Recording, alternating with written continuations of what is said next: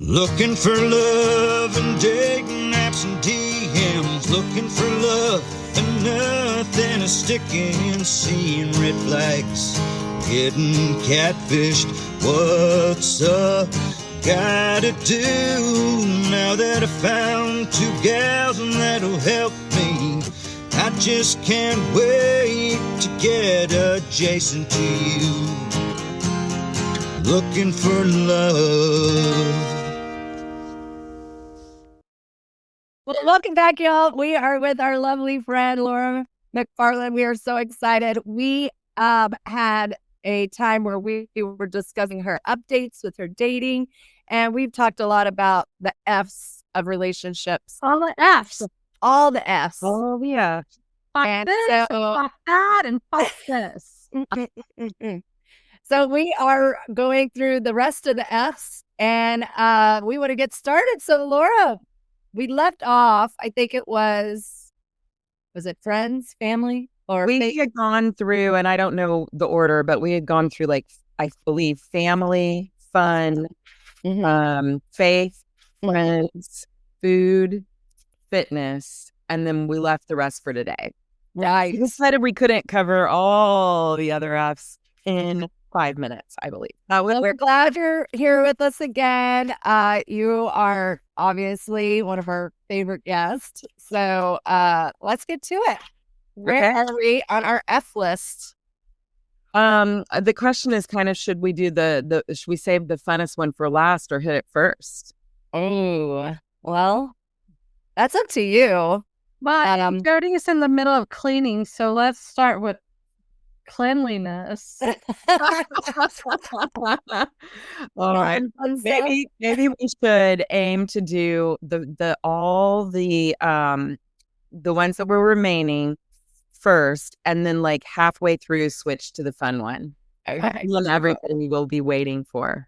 That's right. Bury the lead. Bury the lead. I love when people Yeah, we can say that the hint word is the F word. Yes. Of what's to come. What does make sounds? What does your bed sound like? Oh God!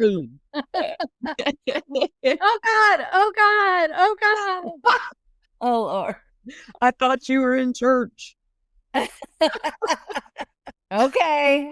Same minute. You're making me blush. All right, let's go for it. What? That'd be so uncomfortable. Okay. I'll go from the bottom up. One of the ones that I talk about is fandom, which I think Shelly gave me.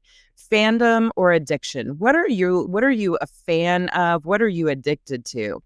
If you share fandom of something or someone, it can be, exciting in your relationship because it can pull you together. Addiction rarely is going to be a positive element of any relationship. If you're truly addicted to something where you need it to feel happy or peaceful or good, that's really rarely going to be a good thing because most people are married to their addiction. Fandom probably doesn't cross over into that line so much, but it can. Like, I've seen people where they are so obsessed with something, whether that's some particular artist or star or racing cars or I don't know what else do people have fandom of? So sporting teams and stuff, and then betting gets involved in that, and yes. Fantasy football or anything that's interfering with the relationship. Golf. And that I accidentally texted foursome, but that can go in there because there's no accidents. Yeah, it was in the wrong group, meant for Laura, but it was I think that they were intrigued though. It was like, ooh, what's Shelly doing these days? Why? We're like TBD. You're gonna. It's about golf. Yeah, I mean, if you have fandom of anything, a lot of times fandom can cross over into addiction. If it's something that you need to feel happy and peaceful and you need more of it, it's never enough, and it derails you from thinking about other things, that's going to be a problem in a relationship. If you're rigid about it, if you're so rigid about it and you can't pivot to go do other things because of your rigidity, because you're like, no, I have to be at the game, 3 hours in advance, and I'm not deviating from that. And I understand, I love sports, but there's times when, you have family events that need to take precedence. I was going to say, one example would be I've met multiple people where there's a wedding scheduled or a funeral scheduled during a particular sport team's game, and one of the two people in the relationship is like, well, I'm just not going to go to the wedding. This is more important to me. This game here of this team here is more important to me than this thing of this beloved family member.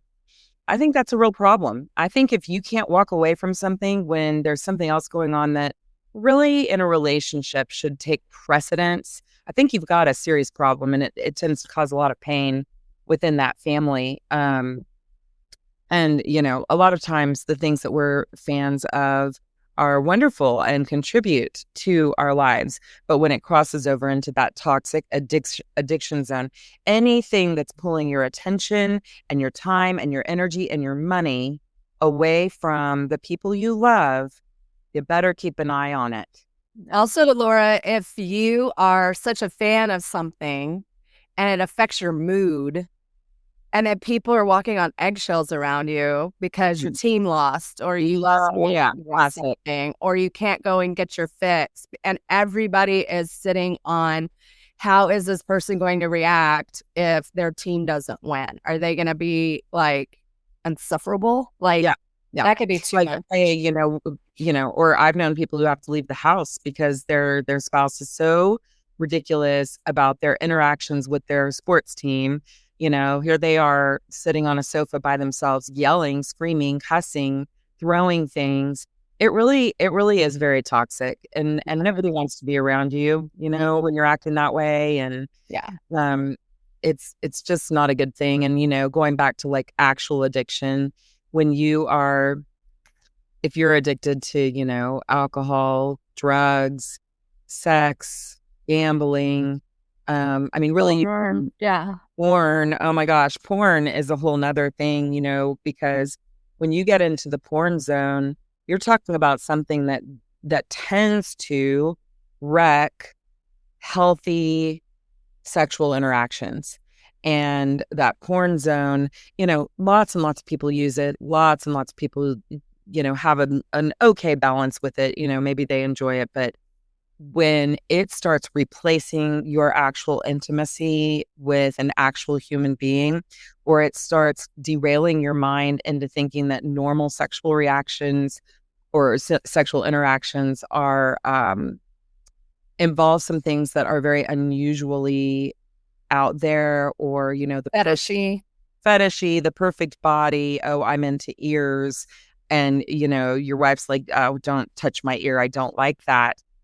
But they think that that's normal because people believe it, right? They buy into it. It is something where their mind goes and completely derails, for many people, the ability to have normal sex with a normal person who they love. Mm-hmm. It's so interesting. I recently heard from Pammy Out Loud, one of our podcasts. She was talking about addiction, and she said, a lot of people use addiction to numb their pain. And this just was so profound to me, and I'm sure you've heard it 1,000 times. But when you numb your pain, you're also numbing your joy. You're also numbing the good stuff. So when you use pornography in an addictive way, you're numbing a lot of good, healthy interactions with that. And it just, I've never heard it that way. And I just think that is a powerful understanding. It is, stop numbing. Yeah, exactly.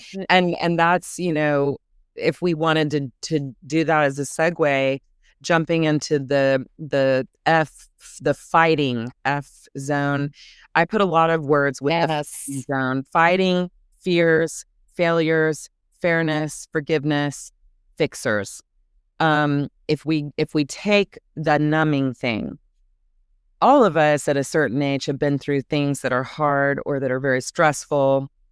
And for many of us, we've had some trauma. Little T trauma is like the things that have happened over and over in our lives, like abuse or neglect. Big T trauma are the things that have happened. They're typically one-time events, but they're really big ones, like a car wreck or being mugged or being raped or that sort of thing. So trauma, your brain gets kind of stuck. And I think this is important for people to understand that when we are grown-ups and we are online with our brains and our prefrontal cortexes are, really working, they're functioning well, we are having logical conversations. It makes sense. We stay calm. We're able to have what I like to call a ping pong conversation. It goes back and forth. We validate what the other person's saying.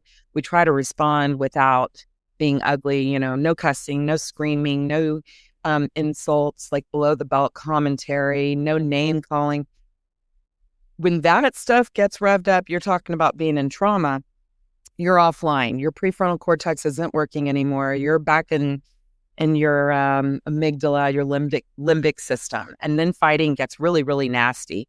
But what's interesting is we all have kind of our certain go-tos of how that looks. So you always hear about fight and flight, that when I'm going to fight, when I'm in conflict, I'm going to fight it off or I'm going to fly away. But what you don't hear much about is the freeze, and I call it freeze and please or freeze and fawn. More F's, right? Fight, flight, freeze, fawn. And most people don't recognize that the freeze is shutting down, disconnecting, dissociating. The lights are on, but nobody's home. And that is the one where addiction lives. Addiction lives in the freeze system. It's anything that helps us shut down our real thinking and disconnect and be in a different world. Very difficult to fight with somebody who's in freeze because they will not really be able to connect and have a conversation with us. The fawn one, or you can say freeze and please, but that's not an F word. The please or fawn category is that category of I'm going to make everybody happy. I'm going to people please. I'm going to be perfect. And it's really very self-defeating because obviously when you're trying to be perfect and make everybody happy all the time, you fail and fail and fail and fail. And so that gets into one of the fighting F's, which is failures, right? And so therapy can really help. The more traumatized somebody is, the more likely they are to go offline and start fighting or running away or shutting down or trying to please everybody. And it's not a healthy way of fighting.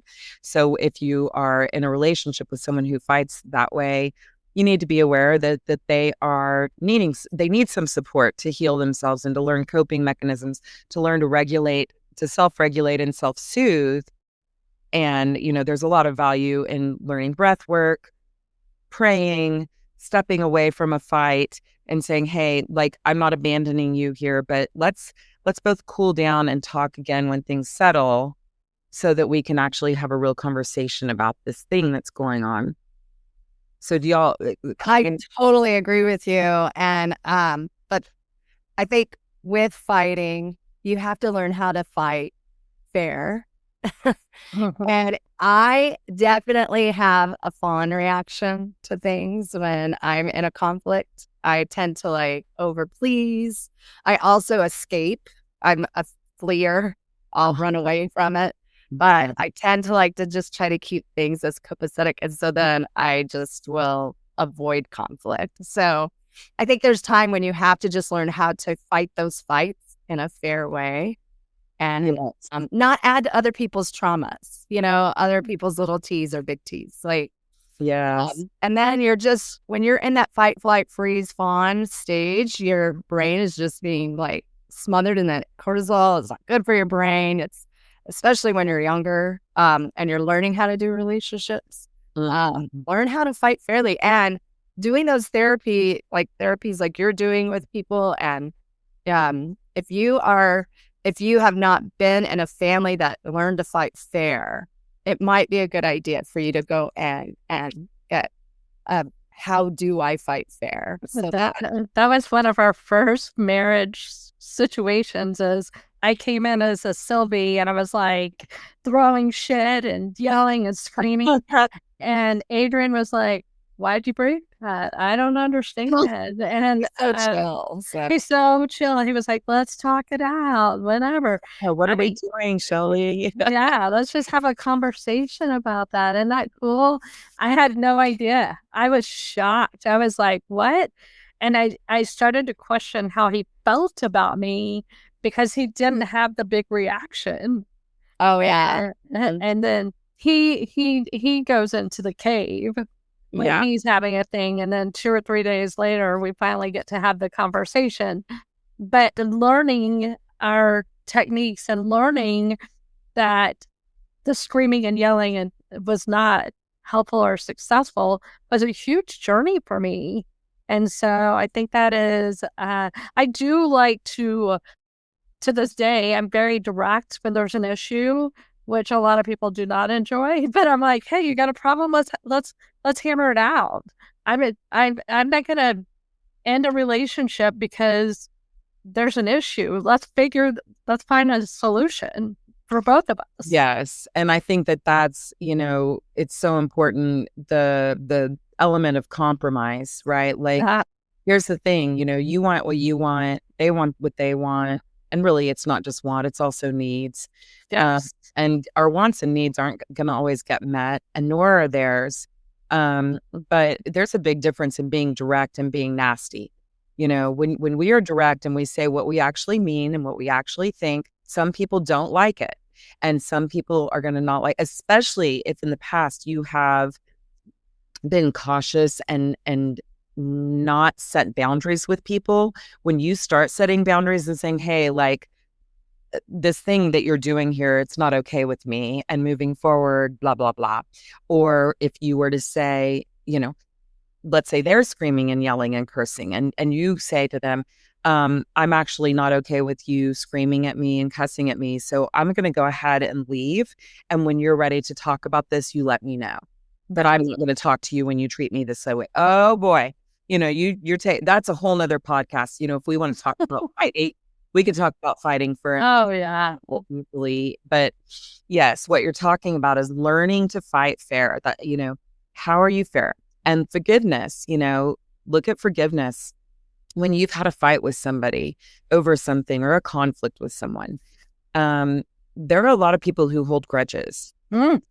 I'll tell you what. Oh man, it's so annoying. It's so annoying. Or the silent treatment. I'm like, what's that about? Well, the silent treatment goes into that freeze category too. Or, it's sort of like, if you look at fight, flight, freeze, fawn, when you go into silence, it's kind of fighting. It's silent fighting. Yeah. Stonewalling, my least favorite. Yes. And really, many people would rather be yelled at and cussed at than given the treatment for days at a time. I've had people tell me, oh, well, we don't fight, when we're mad at each other, we just don't speak. And I've met people who haven't spoken to each other for days to weeks.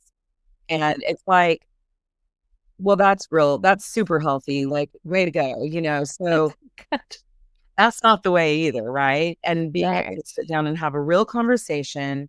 These are my needs. And I'll tell you, one of the most powerful things that you can do when you're in conflict with someone is, this is what happened. This is why I'm upset.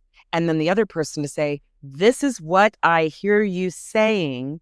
Did I get that? Because half the time we didn't actually even hear what they said because we're already thinking about our response. Right. So it's like affirming, validating and saying, oh, this is what I heard you say. I can understand why you're feeling that way. La, la, la, la. Did I get that? Yes. Okay, well, here's my response.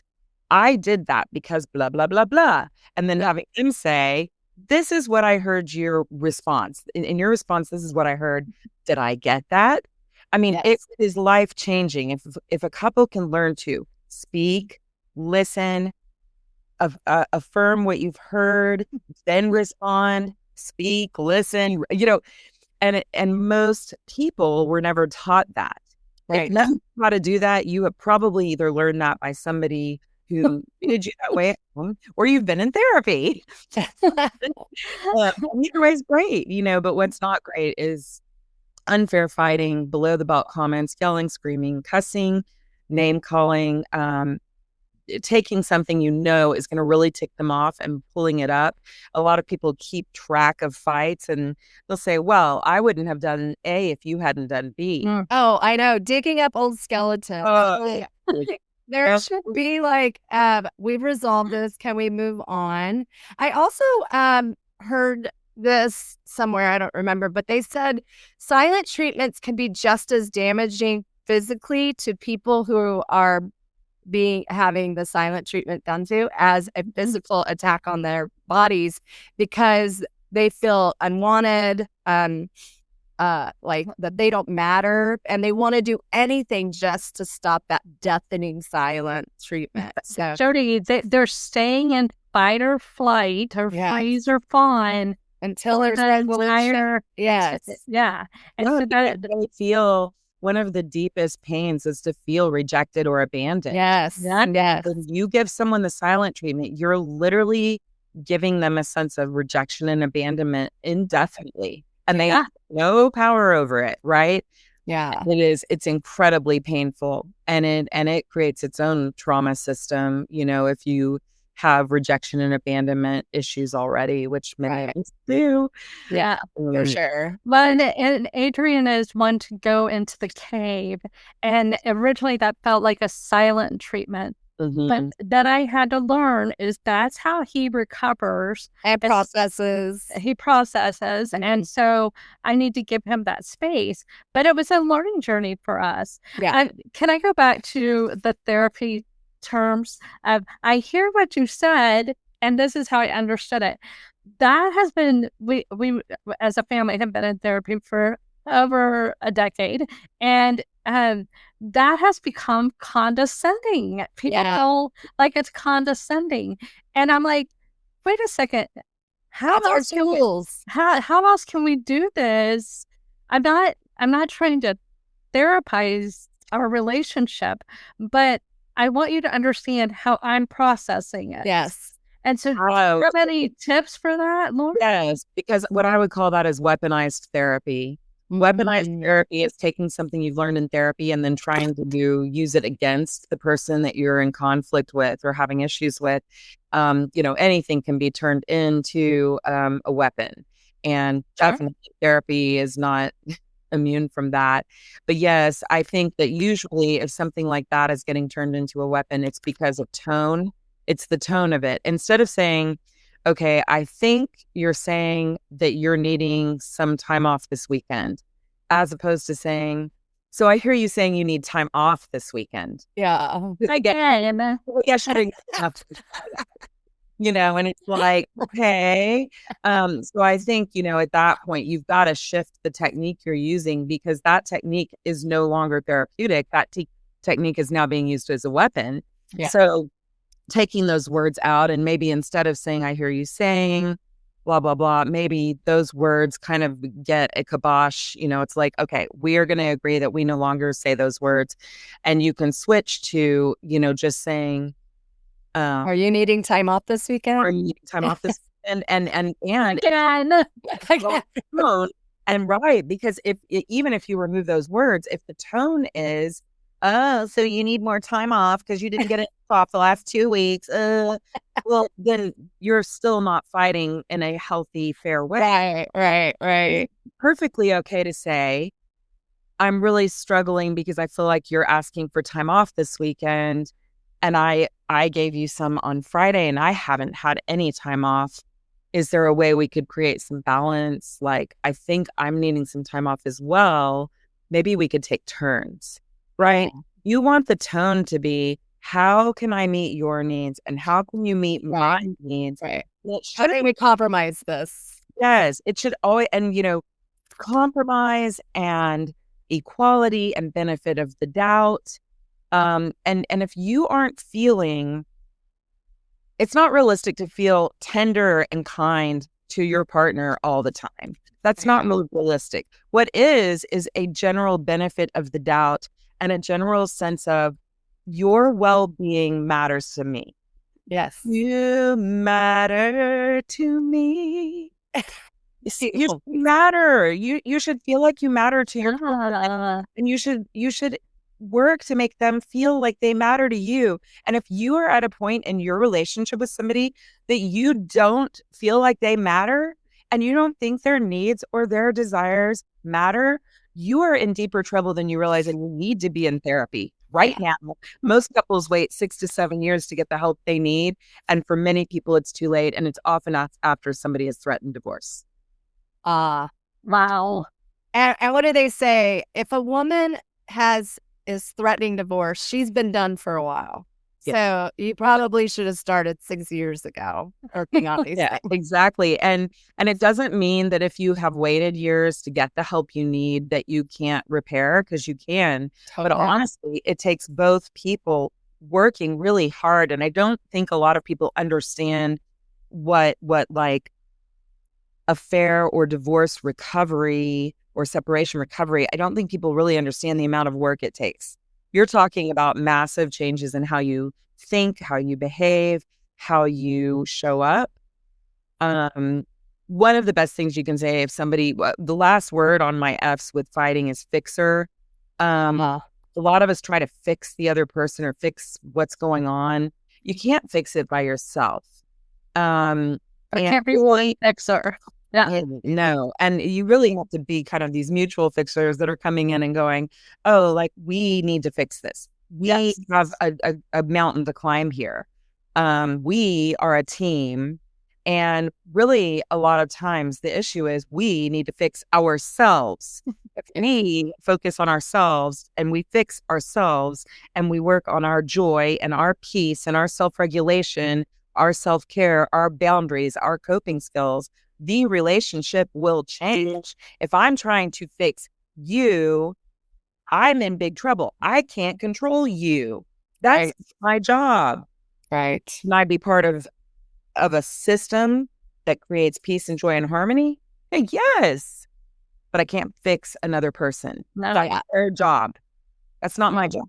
No. I agree. And if you're going into a relationship wanting to fix everything to begin with, it's probably not a match. It's probably not a match. Just let that person go find somebody that doesn't want to fix them. Yes. You know? Yes. Or where they recognize, hey, I'm working on some things. I'm trying to fix things. Steeple. Well, he likes to find those fixers. He likes to be a fixer. Or like a white knight who wants to fix your situation.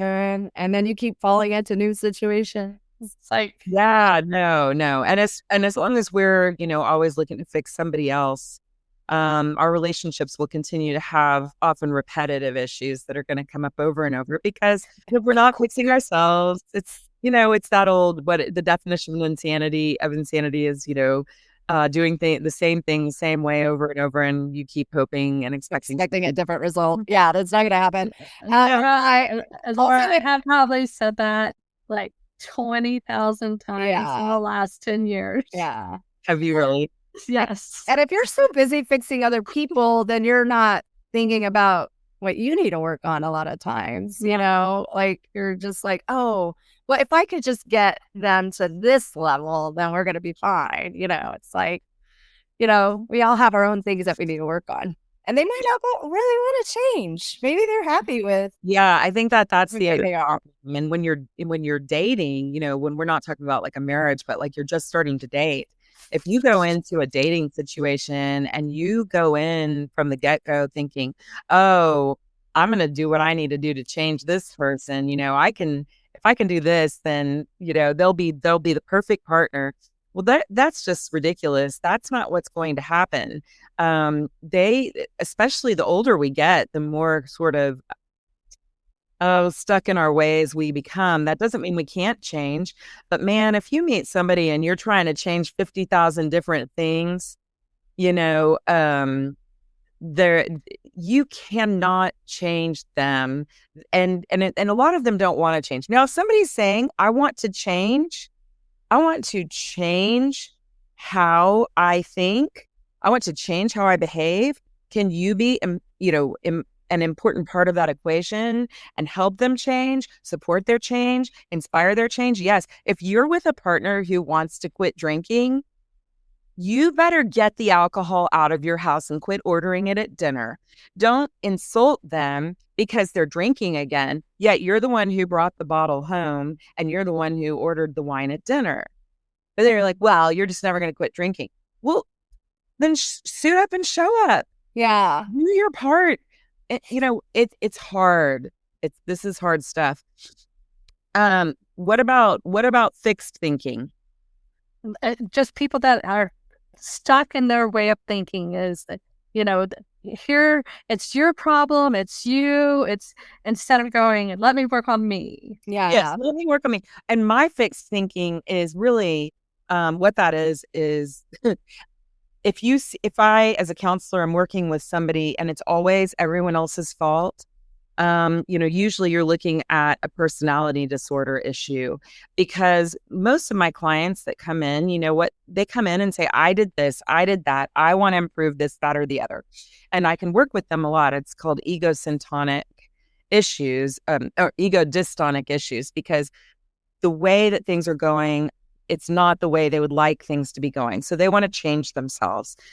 And yet some people, if they come for therapy, or you may have someone like this in your life, it's egosyntonic. The way everything's going fits with how they see things. So what happens is they're like, well, this isn't my fault because look what my boss did, and my coworkers did that, and my children did that, and my parents did that, and my spouse did that, and my ex did that, and the person at the post office did that, and what you've got is a whole system of beliefs that everyone around you is damaging you. Everyone around you is taking advantage of you. Everyone around you has a problem. And if you have such fixed thinking that you believe that you are not part of the problem, it is incredibly difficult to recognize there's a common factor and it's you, and you are the one who needs to change. And listen, if you're dating somebody or married to somebody like this, who is always blaming everyone around them for everything that's going on in their lives, you're in deep trouble in that relationship, because it really, if they cannot see their part in what is the problem, how are they going to fix it? They're not. Yeah, you are speaking the truth. Speaking the truth. That is so true. It's miserable to be with somebody like that. It just is. Well, but mainly because they're looking for the next person that's going to do them wrong. They're not looking at any of the positive things that are happening around them. They're just seeing themselves as a victim of their world and their circumstances, and everybody's out to get them. And I'm like, nobody's out to get you. Nobody is out to get you. No. Like, relax. And I feel like we can't just go away from this fighting category without using, I know it's a buzzword, but it's important that people understand what it actually means, because I've heard it used wrong a lot. And that is gaslighting. Gaslighting is, the very quick summary of it is when somebody makes you question your sense of reality. An example would be that I say to someone, I feel like you lie to me. I feel like you lie by omission. You don't tell me things, and that there are these things I miss. And then I find these things out, and they say, I don't lie to you. That's insane. That is the most ridiculous thing I've ever heard. What are you talking about? And through their teeth, by the way, are lying to you. They are lying to you straight up. They lied about where they were last night. They lied about what they were doing, who they were with, and they're looking you right in the eye, telling you that you're crazy and ridiculous and over emotional to think that they have been lying, even though they are 100 lying to you. That is what gaslighting means. And if you're told enough times that you're crazy and ridiculous and over emotional because you believe these things are happening, but they really are happening, that is gaslighting. No. And it makes you start questioning your sanity. And it's cruel. It's cruel. And thank you for discussing it, because it's such a hot term right now. Everybody's using it so willy-nilly.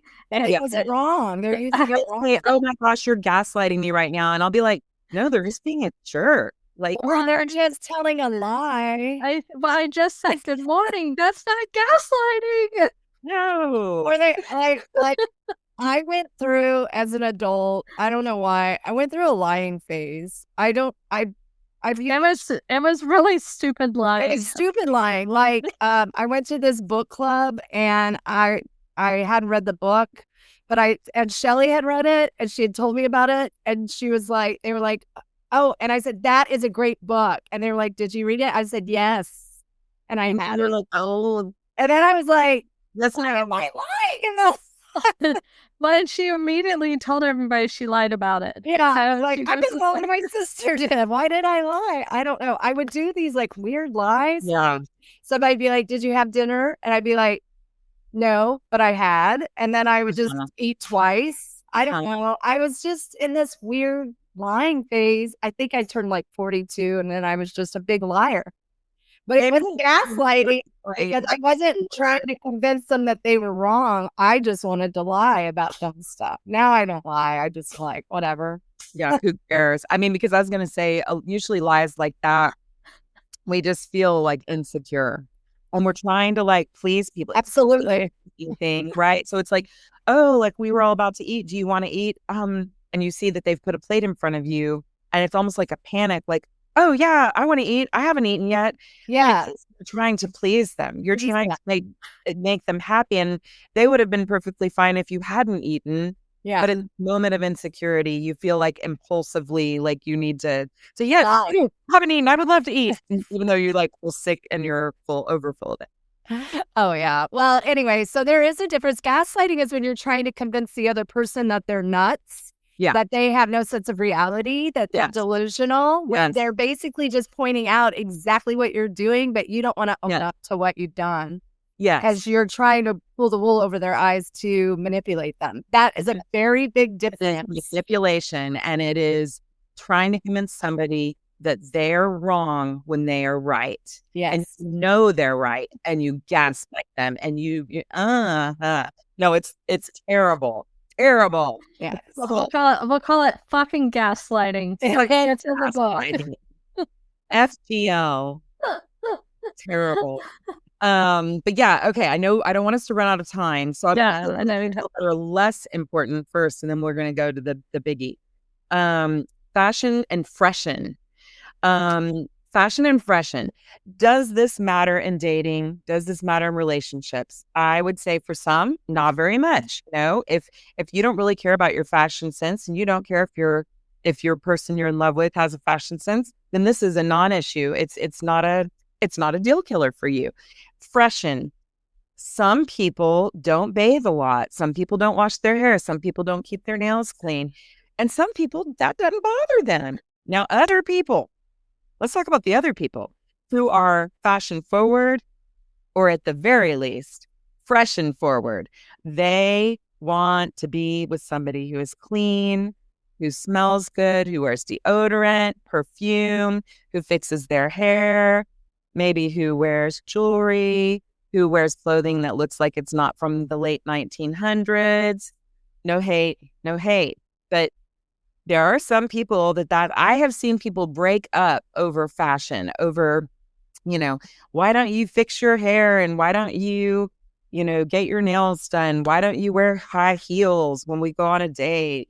All that stuff. And, we hear it all the time, Laura. We hear it in fashion all the time. So because some fashion and freshness can give you the ick. That's what it can do. Yeah. It's like if you're seeing somebody who's wearing those toe shoes,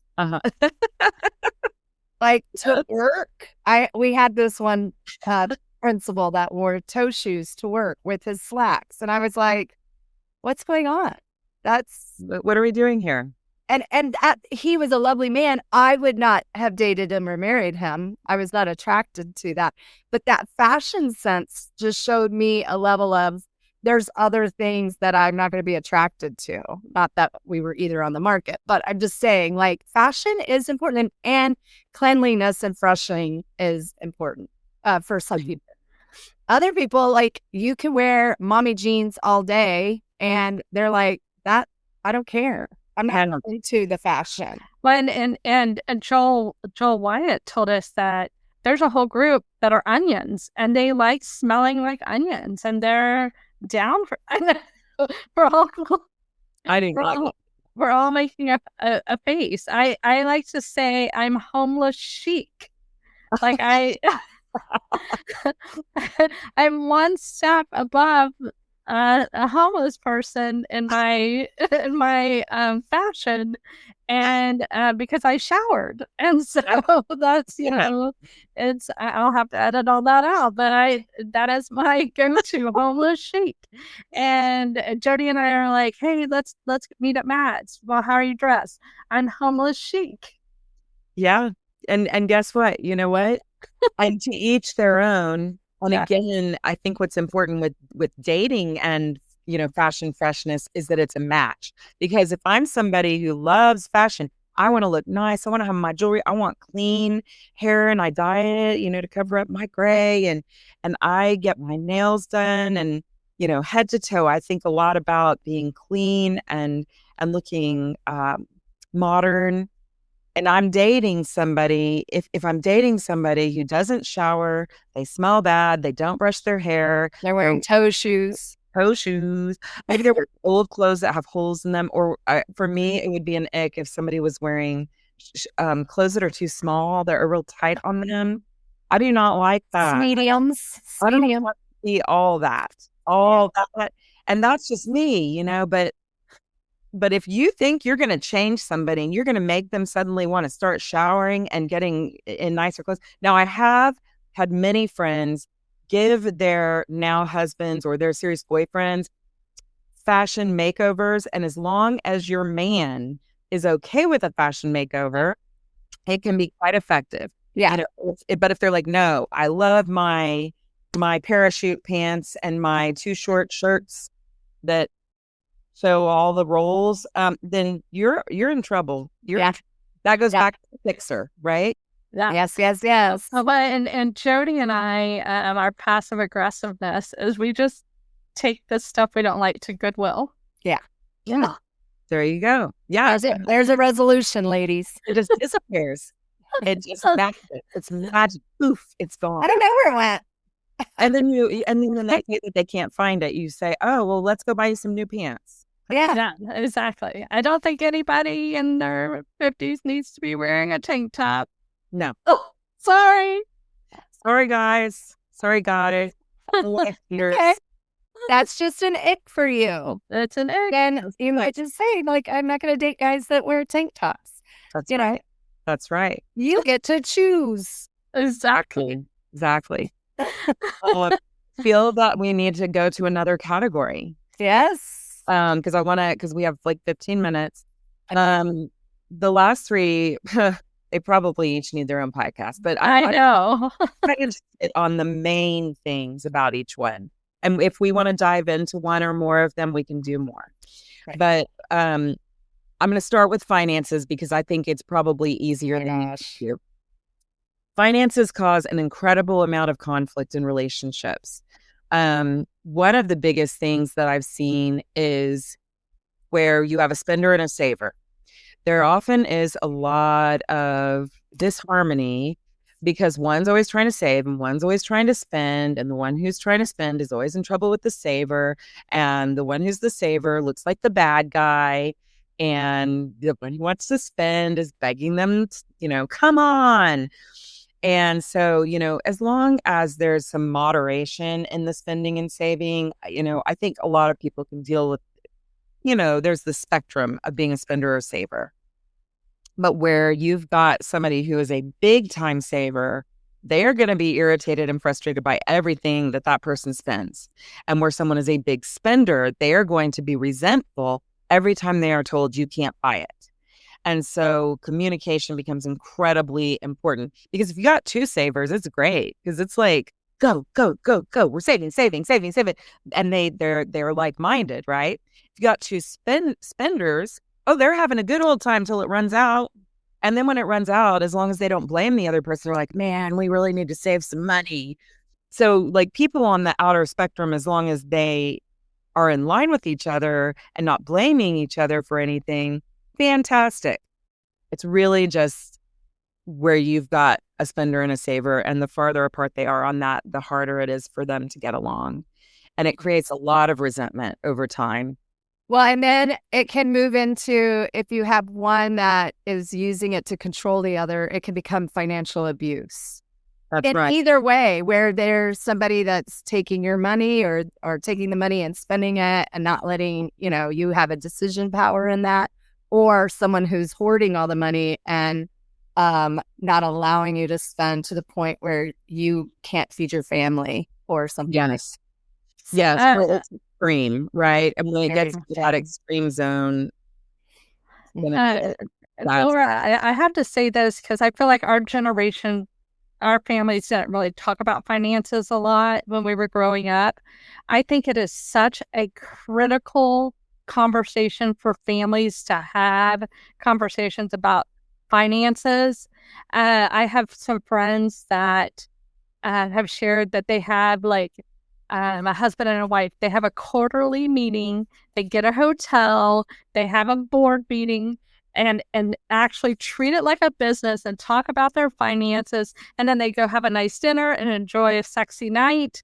And they have this beautiful financial system together, and it's beautiful. And I love that they do it. Other families really sitting down quarterly or annually talking about finances. I think it is people. I don't know why people won't talk about it. Nobody wants to talk about finances. It should be, before Adrian and I got married, we pulled credit scores. We were like, let's talk about it. Let's see where we were. We didn't want any surprises, but he's a finance guy, so I get it. But I really, we talk to our kids about it all the time. Here are your finances. Here's your situation. Where do you want to be? If you want to be, living paycheck to paycheck, that's your choice. We're not cleaning it up. Yeah, that's a lifestyle you're choosing right now.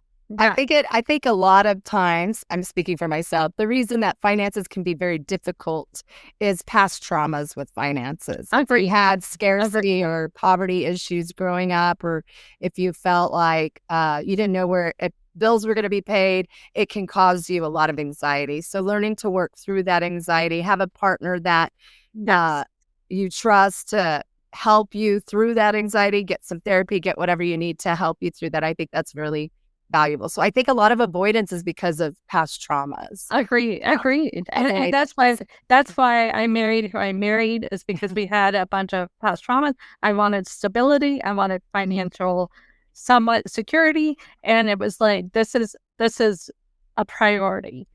And let's talk about like just honesty. One of the big issues that comes up in a lot of relationships is people being financially dishonest. They don't have anything. They have debt. They are not paying their bills. Boy, this gets into the addiction zone, and it also gets into the spending.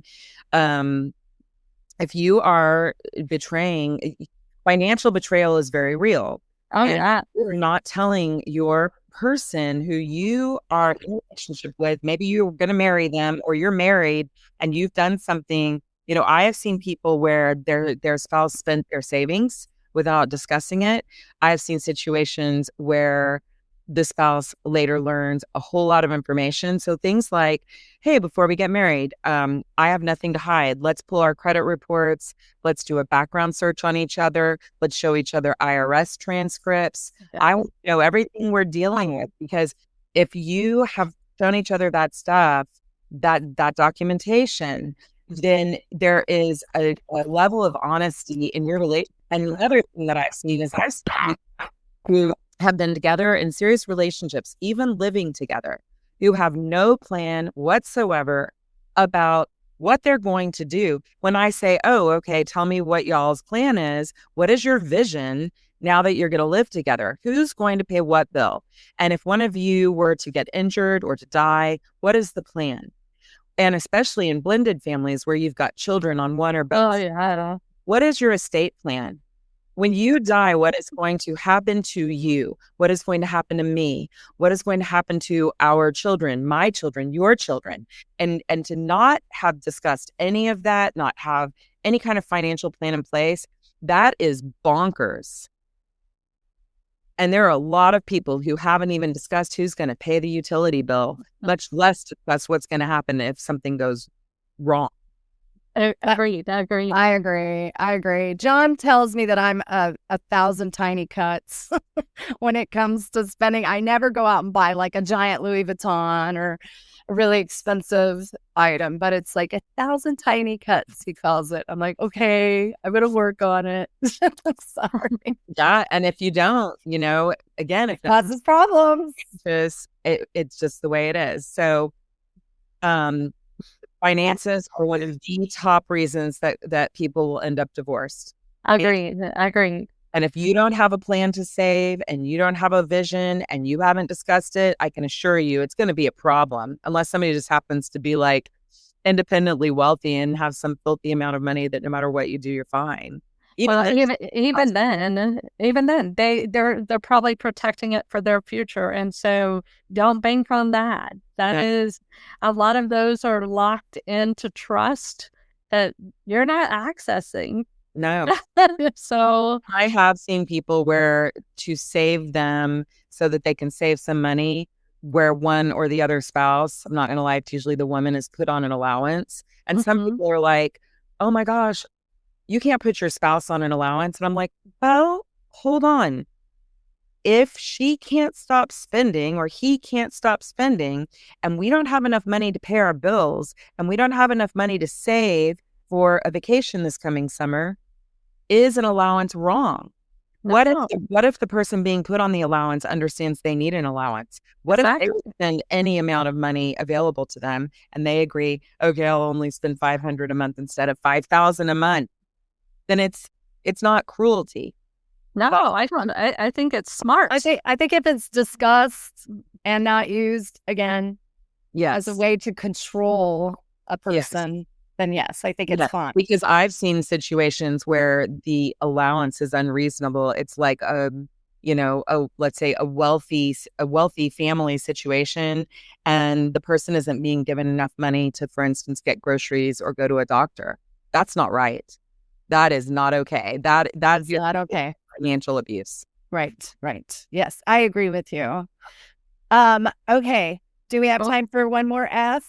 No, because it's the big one and we have to come back, Laura. Sorry, Laura. We feel like we're hogging you. Because the last two do intertangle. What we have left, and I think it will take a full session. Yes. A full podcast. is the two categories: future, forever, freedom and focus, and fantasy. And then fantasy can actually be a segue to the other. The F word. Shelly, I love your background noise. Faithfulness, fornication, fellatio, fooling around, foreplay, and I added today, freaky. Yes, this is gonna have to be another whole section for sure. Well, I want to take this. I want to take this opportunity, and the reason why we're pushing so hard on this is because we think Laura needs to write a damn book, and we are pushing very heavily. So please reach out to us and let us know how much you would like to read this whole damn book. and definitely write a book on that. Right. As long as it has like some pictures with diagrams on it, I'm totally in. Especially in the area of the F word. Well, and especially if you do an audio version. Oh, yes. Yes, with your voice and your cute laughter. Maybe you have to write it in a way that I would read it, huh? Yes. Exactly. I think that actually would be very fun. And I know. Start GoFundMe for Laura's book. Yes. I would actually so do it. And it would require me, I'd need to step back a little from my practice. And, speaking of finances, Brian, my boyfriend, has been very helpful with sitting down in a way that I've never had this kind of support. He has sat down with me and looked at, my spending and my income. And he's working with me and helping me to get things organized so that I could pull back from doing so much of what I'm doing to start doing some things that I'm really, really excited about, which includes writing a book. Yes. And I would like to do some life coaching because it's different. It's not therapy. Life coaching is not therapy. And I have some And I run meditation sound bath groups, and I love it. So like, I have to step back a little from what I'm doing to dive into some things I would like to do, which that goes into that whole finances category. And that is incredibly smart with looking at the big system and have that owner who will sit down and look at you. And I mean, the first time we did that, I felt incredible shame. I felt shame. Like I cried looking at all the numbers because I've been trying to run a business for 10 years without training, right? I've never had a business training. Yeah. And so having somebody come sit beside me that really gets it. Yeah. And when I started crying and I was like, I just feel ashamed. He was like, what? Wait, what? You've done all of this on your own with no training? Why would you feel shame? He said, I am so proud of you. You're amazing. Done. And then he's like, so what shifts do we need to make so that you can do some of these things you're excited about? And so that goes into that financial realm too. You know, on a more positive side, you can be part of your partner, your boyfriend, girlfriend, your spouse evolving and elevating, right? And if they're in addiction, they're in fandom that's ripping them from the people they love, they can come alongside and go, hey, I think there's a problem. And magic words, if you've never said them to your spouse or girlfriend or boyfriend or whatever, try this. How can I support you? Yes. A problem. How can I support you? Because that's not trying to fix them, right? Oh. And in the fashion freshen, hey, I love you so much and I want to make out with you right now. But your breath is all that awful. I'm going to need you to go, and you can say it nicely. I need you to go brush your teeth and take a shower and wash your hair and wait till you see your reward. Bam. That is supportive. That is loving. That is fun. Or do it with them. Say, let's go brush our teeth, get in the shower, and then we're together. And by the way, you had to scrub yourself. Yes. And by the way, I bought you some really cute clothes today. Go look at the bed. Go try them on. I need a little. What is the Oh my gosh, Julia Roberts. Oh, Pretty Woman. Pretty Woman. You know, Pretty Woman, your man up. Like get those. Have him sitting on bed. Be like, I need a fashion show. Yeah. Make it fun. Make it fun. Make it fun. And positive reinforcement. Yes, that's right. And when we lift our people up, we lift our partners up. And that can, you know, this isn't just for dating and this isn't just for marriages. This is friendships. Yeah. Anybody that you love, think about any of these F's, all of us could use a little support and inspiration and encouragement. Yes. And every time we do that, it's so beautiful how we can help each other. And you don't have to be nasty about it, right? No. We can support each other in a very loving way. And sometimes that connection might be a little spicy, but Laura, you have your next appointment. But Jordan wanted me to tell you, because she does our editing and producing. She was your dance partner at camp, and she's like, I can't wait for the next time. She's like, so yeah, let's do it out at the ranch. Let's do it out at the ranch. Yeah, we'll do meditation and meditating and laughing. There's so much good. We'll tell her hello, and I also can't wait. And we'll do our part 3, which will cover the, in my opinion, the best part of all the F's, all the F's. So man, all the F's. We love you, Laura. We love you all. Texas, yeehaw.